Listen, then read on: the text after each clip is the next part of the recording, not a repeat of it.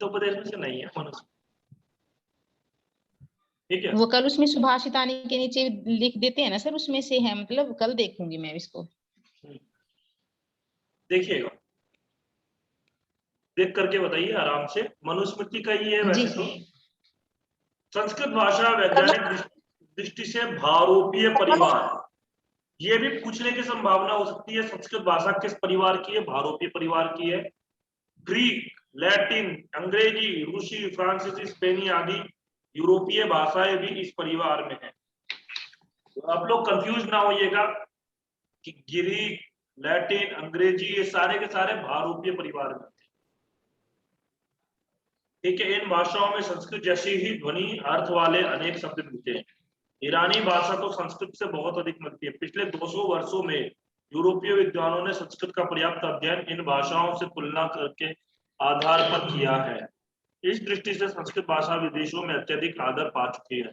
आज भी यूरोपीय भाषाओं का ऐतिहासिक अध्ययन करने के लिए संस्कृत का अनुशीलन विदेशी शिक्षा संस्थाओं में भी अनिवार्य रूप से किया जाता है।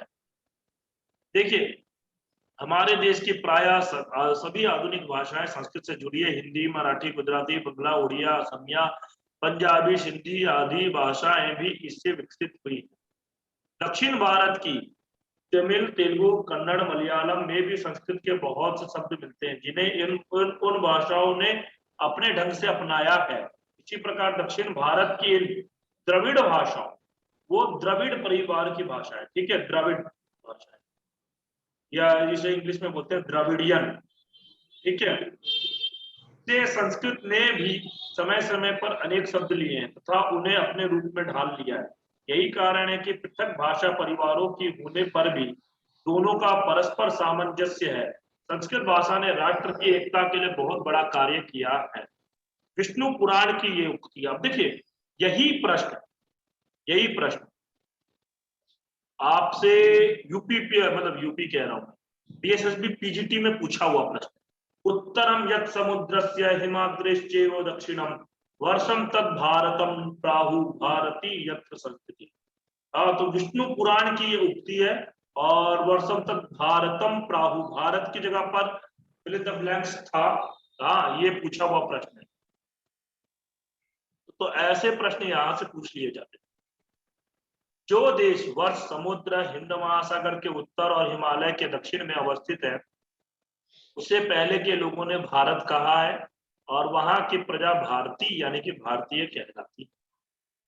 अब देखिए, सहस्त्रों वर्षों से चलते आ रही है। इस अवधि में इसका रूप परिवर्तित होता रहा है। भाषा वैज्ञानिकों के अनुसार आधुनिक भाषाओं तक इसके विकास की प्रक्रिया इस प्रकार रही है। प्राचीन आर्य भाषा काल, इस काल में वैदिक भाषा और प्राचीन संस्कृत भाषा के विकास की प्रक्रिया चलती रही। दूसरा है मध्य आर्य भाषा काल, 800 ईसा पूर्व से 1000 ईसा पूर्व तक। इस काल में पाली, प्राकृत, अपभ्रंश भाषाओं का विकास हुआ। शिक्षित समाज में संस्कृत का प्रयोग होता रहा। अधिकांश प्रामाणिक ग्रंथ इसी समय में लिखे गए थे। इस काल में जन सामान्य में संस्कृत भाषा का प्रयोग बहुत अधिक नहीं रहा, किंतु इसके प्रति सम्मान भाव पूर्वक बना रहा। आधुनिक आर्य भाषा काल, 1000 ईस्वी से अब तक। इस काल में विभिन्न प्रदेशों में बोले जाने वाली अपभ्रंश भाषाओं से आधुनिक आर्य भाषा का विकास हुआ। द्रविड़ परिवार की भाषाओं को छोड़कर हिंदी, मराठी आदि उपयुक्त सभी भाषाएं इसके अंतर्गत है। इन सभी भाषाओं में पर्याप्त साहित्य रचा गया। इस काल में भी संस्कृत भाषा द्वितीय युग के समान शिक्षित जन समुदाय में प्रचलित रही। इसमें रचनाएं भी होती रही। प्रादेशिक भाषाओं में भी मुख्यतः ग्रंथ लेखन का कार्य उन्हीं लोगों ने किया जो संस्कृत के पंडित थे, क्योंकि संस्कृत भाषा के अभाव में शिक्षा की कल्पना ही नहीं हो सकती थी। इस काल में विदेशी शासन का आरंभ हुआ, जिससे तुर्की, अरबी, फ्रांसीसी या फारसी भाषाएं भारत में शासकों द्वारा लाई गई। इनका प्रभाव आधुनिक आर्य भाषाओं के शब्दकोश पर पड़ा, जिससे बहुत से नए शब्द इन भाषाओं से आर्य भाषाओं में आ गए। संस्कृत भाषा इस आदान प्रदान से अधिक प्रभावित नहीं हुई। अब भाषा के रूप है। देखिए, किसी भी भाषा के दो रूप होते हैं, तो व्यावहारिक अर्थात बोलचाल में आने वाली भाषा, तथा स्थिरता पाने वाली यानी कि साहित्यिक। हेलो। हाँ, हरिओम। सर आवाज बहुत कट रही है, मेरे पास ही कट रही है या पता नहीं सबके पास, बीच बीच में वो मुझे तो बोलना मत, डिस्कनेक्ट भी हो रहा है। पहली बात तो नहीं मुझे सर, तो साफ साफ आ नहीं, रही है सर आवाज। मुझे तो बोलना मत कि आवाज कट रही है। मेरी कोई गलती नहीं है क्योंकि मेरे यहाँ पे इंटरनेट बहुत अच्छा है, मैंने फाइबर का नेट लगवा लिया है, तो कोई मेरी तरफ से कोई दिक्कत, ठीक है, शायद वो आपकी तरफ से कोई दिक्कत। तो मेरा ही खराब हो रहा होगा। और किसी को मेरी आवाज कट रही है क्या? ठीक है। नहीं नहीं सर। सर। नहीं ना? संतोष जी जी सर, नहीं आवाज क्लियर है सर।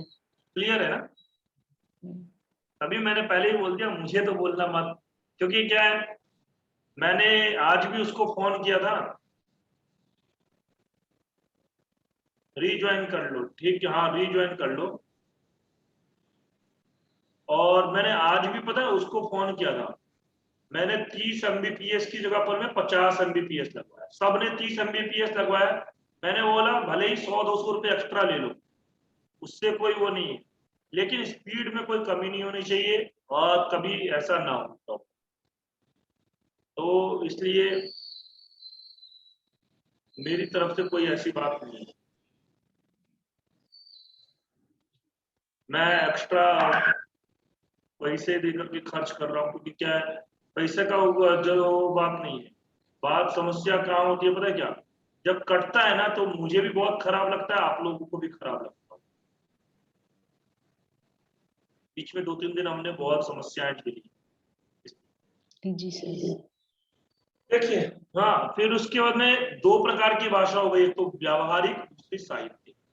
बोलचाल की संस्कृत भाषा का प्राचीन रूप भाष, कालिदास, सूत्रक आदि के नाटकों में प्राप्त होता है।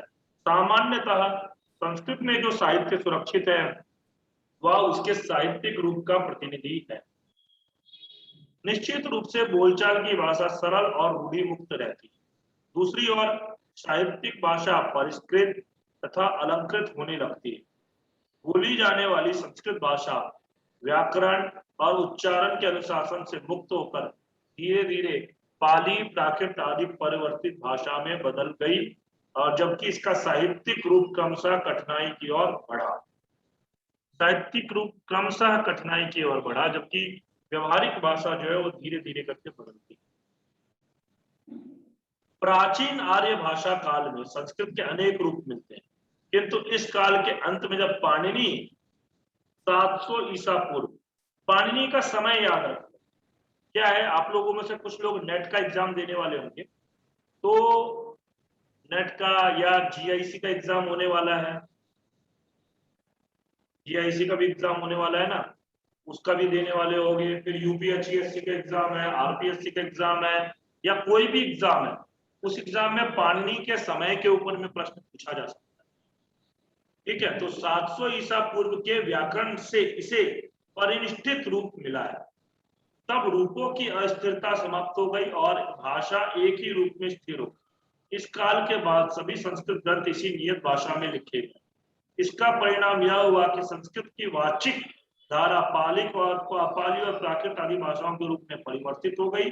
संस्कृत का रूप तो आज तक पाणिनि के व्याकरण पर ही आश्रित है, परंतु इसमें अन्य भारतीय भाषाओं के शब्दों का आगमन होता रहा। पाणिनीय व्याकरण का अनुसरण करने वाले संस्कृत साहित्य को लौकिक साहित्य कहते हैं। वस्तुतः इस शब्द का प्रयोग वैदिक साहित्य से भिन्न समस्त संस्कृत साहित्य के लिए किया जाता है। इस अर्थ में लौकिक संस्कृत साहित्य रामायण, महाभारत, पुराणों को भी समाविष्ट करके, भले ही इनमें पाणिनि के नियमों का यथातथ उल्लंघन भी है। तो ये सब बातें इसमें देखो, मैं एक बार केवल पढ़ दे रहा हूं, ये बातें सबको पता है, फिर भी एक बार पढ़ देने से थोड़ा आप लोगों का रिवीजन भी हो जाएगा, और जहां पे चीजें थोड़ी बहुत नहीं पता है वो चीज पता लगती है, ठीक है। जहां समझाने की बात आएगी वहां मैं समझाऊंगा, अभी समझाने की कोई ऐसी बात तो है नहीं, आप लोगों को भी लगता है। संतोष जी यहाँ पे कुछ समझाना है क्या?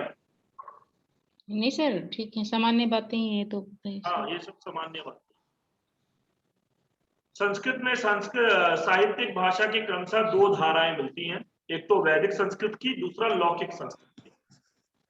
हम लोग जानते ही हैं वैदिक संस्कृत और लौकिक संस्कृत। वैदिक संस्कृत की धारा भी अनेक रूपों में है। प्राचीनतम वेद ऋग्वेद की भाषा अन्य सर्वत्र एक समान नहीं है। अन्य वेदों में जो भाषा का रूप मिलता है उसमें सरलीकरण की प्रवृत्ति दिखाई देती है।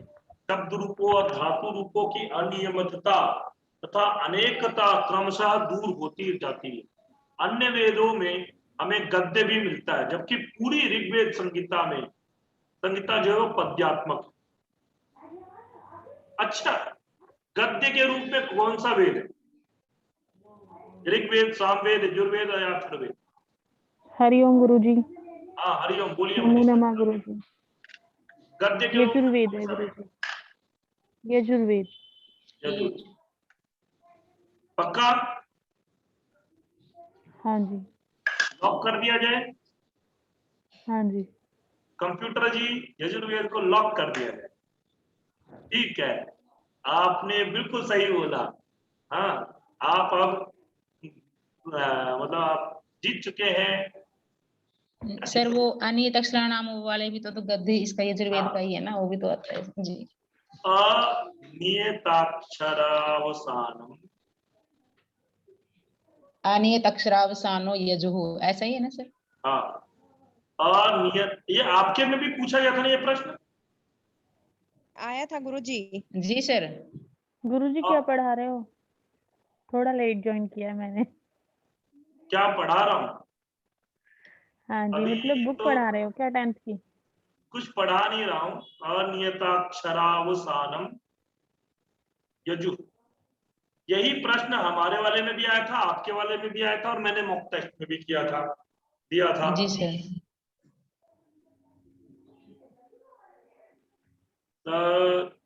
नेटवर्क नहीं आ रहे हैं। ठीक है, नो प्रॉब्लम, नेटवर्क की तो कुछ कह नहीं सकते हम। मेरे ख्याल से बारिश हुई है ना 2-3 दिन। आपके यहाँ भी बारिश हुई है क्या? गुरुजी हमारे यहाँ पे तो अभी भी हो रही है। नहीं हुई? यहाँ तो बहुत हो बारिश रही चल है। रही है। यहाँ पे सुबह अभी 6 भी हो बजे रही से है। सुबह 6 बजे से शाम के 4 बजे तक रेगुलर बारिश हुई है। रेगुलर 1 बारिश, मिनट के लिए बंद नहीं हुई। वही तो, यहाँ पर तो अभी भी हो रही है गुरुजी। अभी भी हो रही। हाँ जी। अभी यहाँ तो पता नहीं हो रही शायद, क्योंकि मैं तो कमरे से बाहर नहीं निकला। हाँ, परंतु सुबह 6 बजे से बारिश हो रही थी। और मैं आपको बताऊं, 1 मिनट रुक के रिकॉर्डिंग पॉज करके बोल देता हूँ। मैं सोया हुआ था।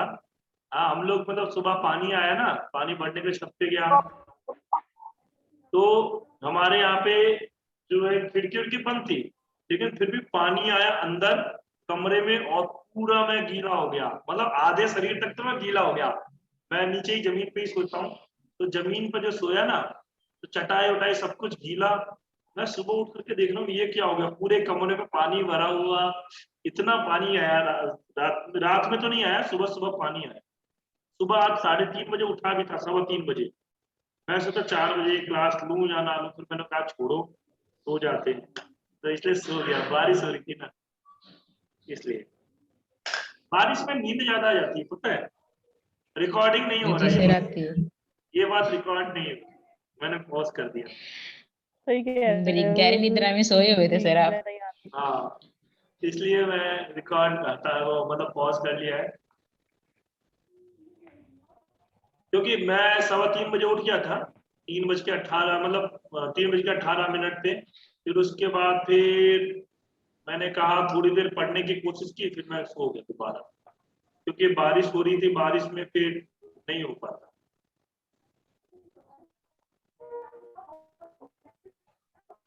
चलिए, सर ये मतलब गद्यात्मक जो मंत्र होते हैं उनको यजुष कहा जाता है ना, यजुष?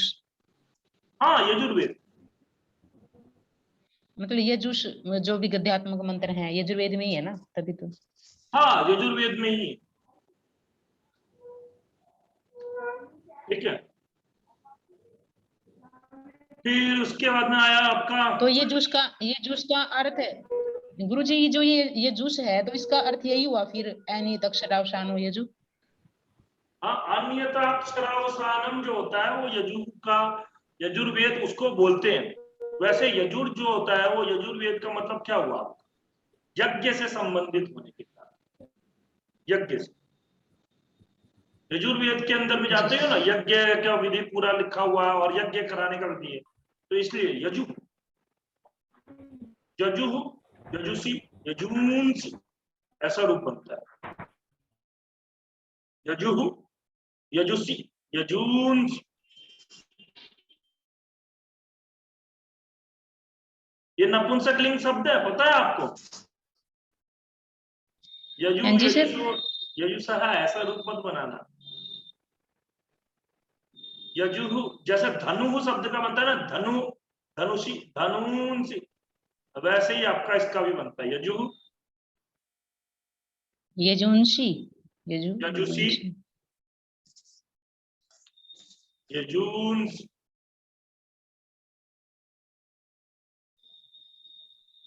धनु, धनुषी, धनुंस, धनुषी ऐसा रूप बनेगा। हाँ, धनुषी, ठीक है। ये यजु, यजुषी, यजूंस, धनु, धनुषी, धनुंसी। फिर उसके बाद में आपका और कौन सा शब्द ऐसा, और कौन सा, पयः, पयसी, पयांसी, मनः, मनसी, मनांसी, चेतः, चेतसी, चेतांसी। समझ रहे हो? सारे नपुंसकलिंग शब्द हैं। तो उसमें, हाँ, उसमें सरलीकरण की प्रवृत्ति दिखाई देती है। शब्द रूपों और धातु रूपों की अनियमितता तथा, सही चल रहे हैं ना हम लोग?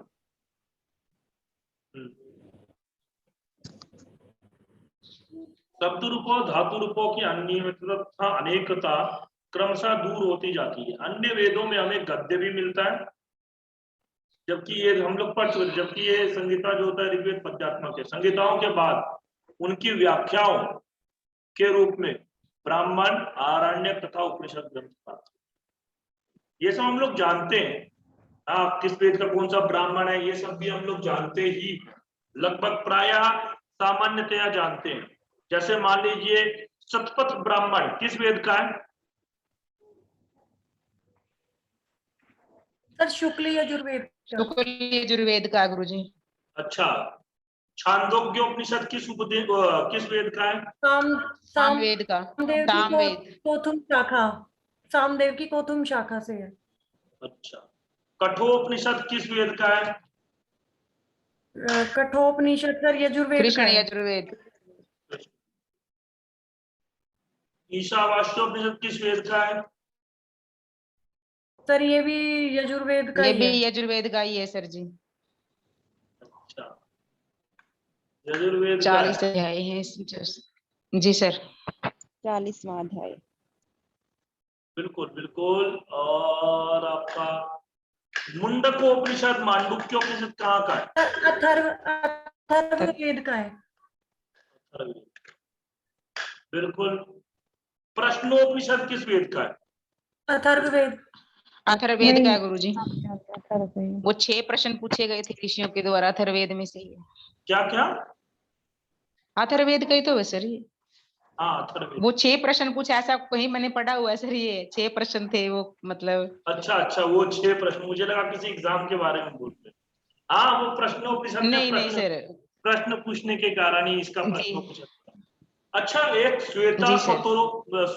स्वतरोपनिषद है, ये किस वेद का है? सर यजुर्वेद का। ये शुक्ल यजुर्वेद का नहीं। कृष्ण यजुर्वेद का है गुरुजी। किसका है? कृष्ण यजुर्वेद। कृष्ण यजुर्वेद, बिल्कुल सही है, कृष्ण यजुर्वेद, शुक्ल का नहीं है। ठीक है। जी सर। और आपका श्वेता स्वतरोप। केनोपनिषद किसका है? सर सामवेद का। सामवेद का है। हाँ जी। बृहदारण्यकोपनिषद। शुक्ल यजुर्वेद का है। यजुर्वेद का ये सर ये तो। और तैत्तिरीयोपनिषद। सर कृष्ण यजुर्वेद का। कृष्ण यजुर्वेद का। तैत्तिरीयोपनिषद कृष्ण यजुर्वेद का कटकेन मुंड मांडुक्य प्रश्न। हाँ, और आपका तैत्तिरीय, छांदोग्य, बृहदारण्यक, ऐतरेयोपनिषद ऋग्वेद का गुरुजी, सर यजुर्वेद का, ऋग्वेद का सर, ऋग्वेद का।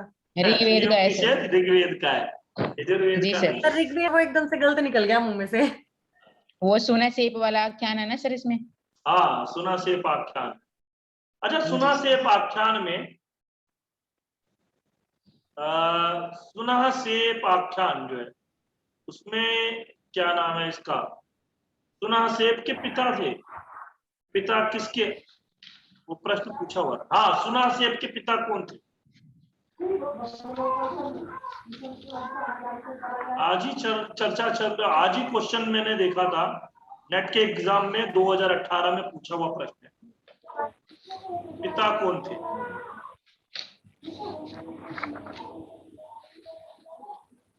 अजीगर्त उसका आंसर था, अजीगर्त। अजीगर्त, हाँ जी सर यही है। तो ये आपके नेट के एग्जाम में 2018 में पूछा हुआ। जी सर, मैंने फर्स्ट टाइम दिया था, उस टाइम पे आया हुआ है क्वेश्चन। चलिए, ब्राह्मण, आरण्यक, उपनिषद ये तो जानते ही हो आप लोग। थोड़ा सा मैंने ऐसे ही क्वेश्चन सामान्य सामान्य पूछ लिए जिससे कि आप लोगों का एक रिवीजन हो जाए। यद्यपि इन सब में सामान्य रूप से वैदिक संस्कृत ही प्रयुक्त है, किंतु वह संस्कृत लौकिक संस्कृत की ओर अभिमुख दिखाई देती है।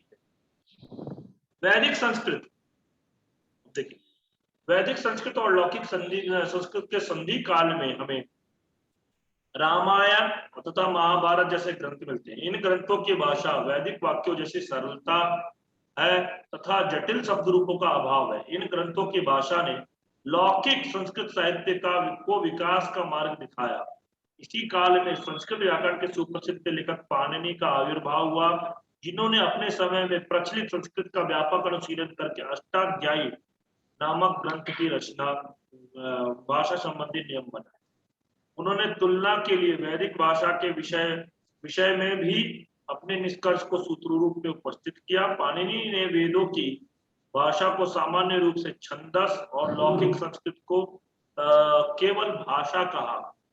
ठीक है, छंदसी बहुलम इत्यादि मैं जब निरुक्त पढ़ा रहा था तो उसमें बताया था मैं, छंदस्युभ्याय था, तो वही है। इसको यहाँ पे वेदों की जो भाषा है उस पर सामान्य रूप से छंदस बोला।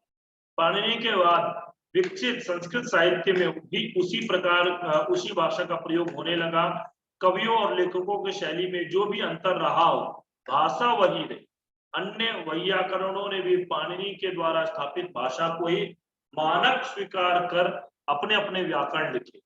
संस्कृत के साहित्यिक विकास को 4 चरणों में देखा जा सकता है।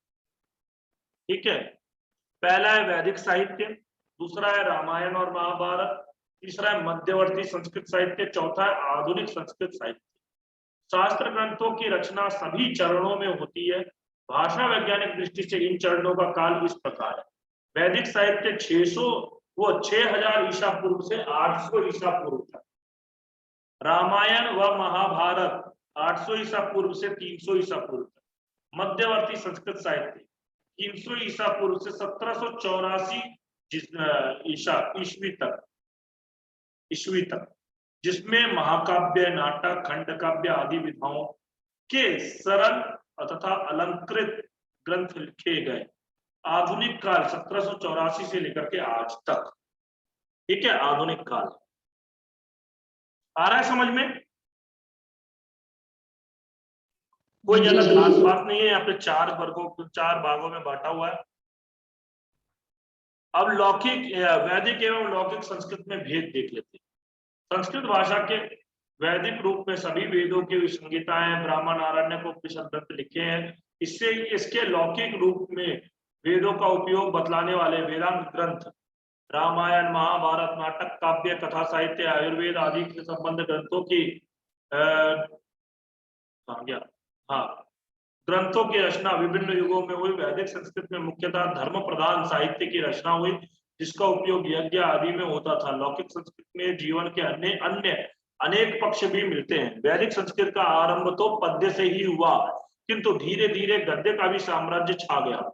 लौकिक संस्कृत में पुनः पद्य की प्रतिष्ठा हुई और गद्य रचना का क्षेत्र सीमित हो गया। गद्य लिखना कठिन माना जाने लगा। वैदिक भाषा के छंदों से लौकिक संस्कृत के छंदों में भी भिन्नता आई। इस प्रकार संस्कृत के छंदों में अधिक विविधता आ गई।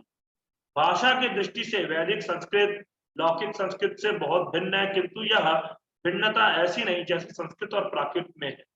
संस्कृत और प्राकृत में ध्वनिगत अंतर का प्राचुर्य, जबकि वैदिक और संस्कृत लौकिक संस्कृत में ध्वनिगत अंतर शून्य प्रायः है।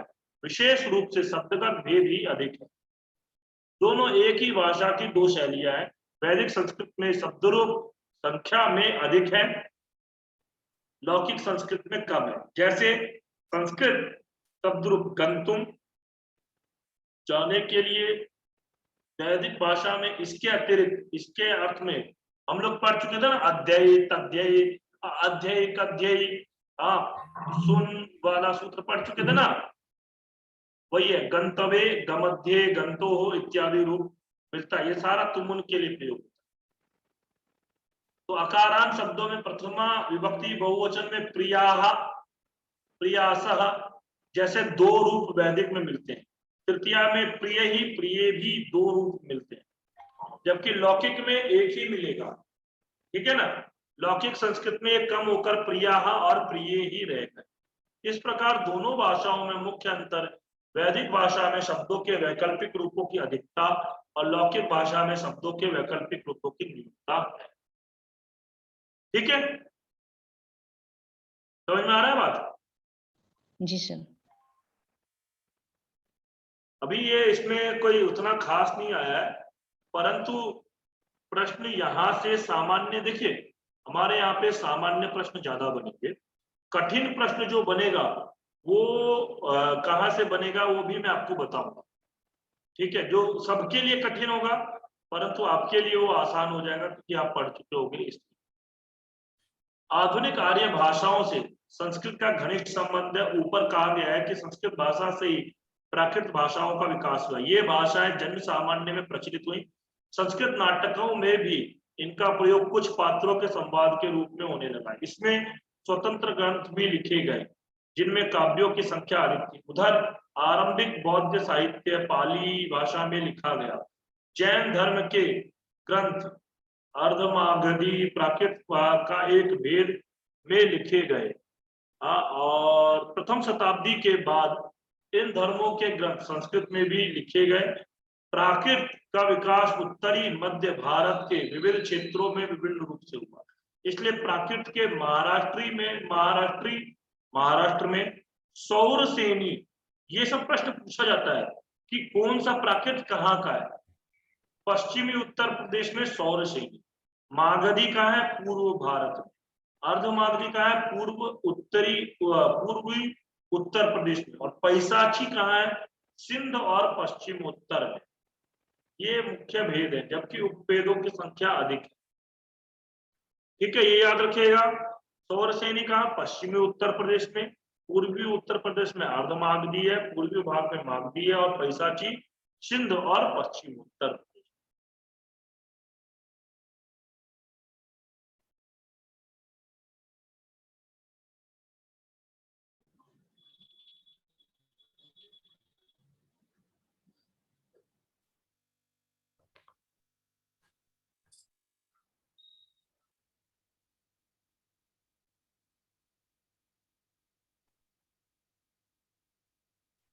भैया रुक जाओ, चलिए अब ये देखते हैं डायरेक्ट लोक व्यवहार। पिछले 4000 वर्षों में संस्कृत का लोक व्यवहार विभिन्न रूपों में हो रहा है। वैदिक युग वेदांगों के समय तक जन सामान्य में संस्कृत का व्यापक प्रयोग था। यास्क 800 ईसा पूर्व। अच्छा, एक बात याद रखिएगा हमेशा, ईसा पूर्व जो होता है ना, ईसा पूर्व, इसमें क्या होता है, या जिसे बोलते हैं बीसी, इसमें जो जितना कम होता है वो उसके बाद होता है। यानी कि पाणिनि अगर 700 ईसा पूर्व के हैं और यास्क 800 ईसा पूर्व के हैं, तो बताओ पहले पैदा कौन होंगे, यास्क या पाणिनि? तो पाणिनि सर। यास्क सर। पाणिनि पहले पैदा हुए, ठीक है, क्योंकि 700 के बाद ही तो 800 आता है। जी सर, जितना कम होगा आपने बोला ना वो मतलब पहले होगा। यही तो बात है, उल्टा होता है यहाँ। कैसे सर, एक बार इसको थोड़ा सा बताओ। संतोष जी यही बात है, जो जी जितना मुझे ज्यादा डाउट होता रहता है ना है, ये क्वेश्चन। जो जी जितना सर। ज्यादा होता है वो उतना पहले होता है। जी सर। अभी हमारा क्या है, देखिए 2021 चल रहा है। हाँ, अगर मैं बोलूं 2000 में कोई पैदा हुआ है और 2015 में कोई पैदा हुआ, तो पहले कौन पैदा हुआ? 2000 वाला ही तो हुआ सर। 2000 वाला हुआ पहले। लेकिन अगर मैं इसके आगे में बीसी लगा दूं, 2000 बीसी और 2015 बीसी, बिफोर क्राइस्ट, अब कौन पहले पैदा हुआ? सर 2015 वाला। 2015 वाला। जो जितना ज्यादा होता है वो उतना पहले होता है। यहाँ पे 700 ईसा पूर्व का मतलब वो पाणिनि जो है यास्क से 100 साल बाद पैदा हुए, 100 साल पहले नहीं, 100 साल बाद। आया बात समझ में? बिफोर क्राइस्ट में क्या होता है, देखिए एक वर्ष है, यहाँ पर ईसा मसीह का जन्म हुआ, उससे पहले जो भी पहले का होगा वो क्या होगा, वो माइनस माइनस में जाएगा ना। तो पहले 1 हुआ, 2 हुआ, 3 हुआ, 4 हुआ, 5 हुआ, 6 हुआ, तो वो पहले पहले जा रहा है, उल्टा जा रहा है। आ रहा है बात समझ में? जैसे अब ऋग्वेद काल 6000 ईसा पूर्व से 1000 ईसा पूर्व। अब एक बात बताइए, 6000 से 1000, ये तो कम हो रहा है, ज्यादा कहां हो रहा है? मतलब 6000 पहले, उससे बाद में 1000। आ रहा बात समझ में? इसमें कम होता है।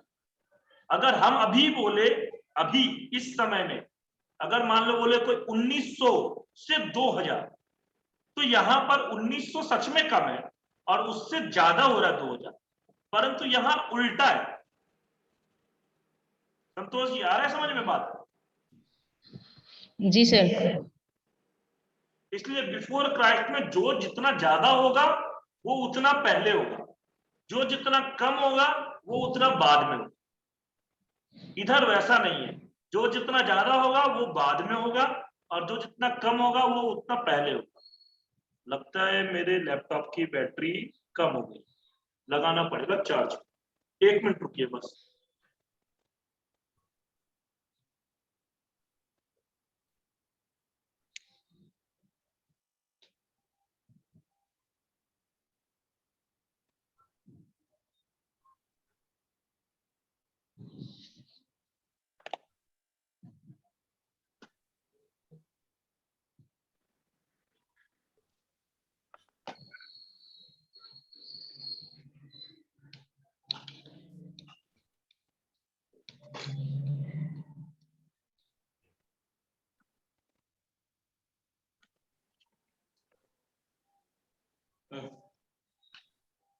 चलिए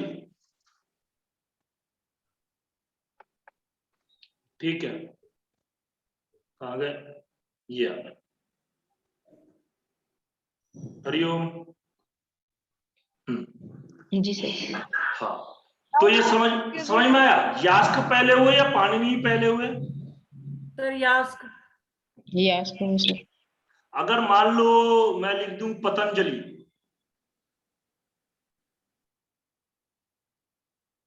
पतंजलि का समय 500 ईसा पूर्व। अब बताइए सबसे पहले पैदा कौन हुए?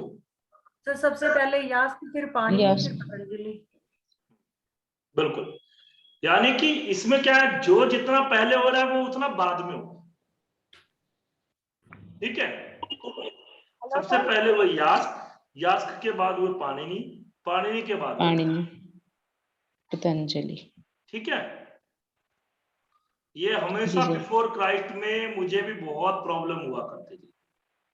कभी कभी ये लोग बोल देते हैं 6000 ईसा पूर्व और फिर बोल देते हैं 100 मतलब मान लो 500 ईस्वी, तो ये क्या है कुछ समझ में मुझे भी नहीं आता। जी सर, एक सर ये मतलब बीसी का कई बार एक सर ने बताया भी था सर, तब तो ध्यान में नहीं, मतलब मैं भी इसमें डाउट में ही रहती हूँ। आज क्लियर हो गया।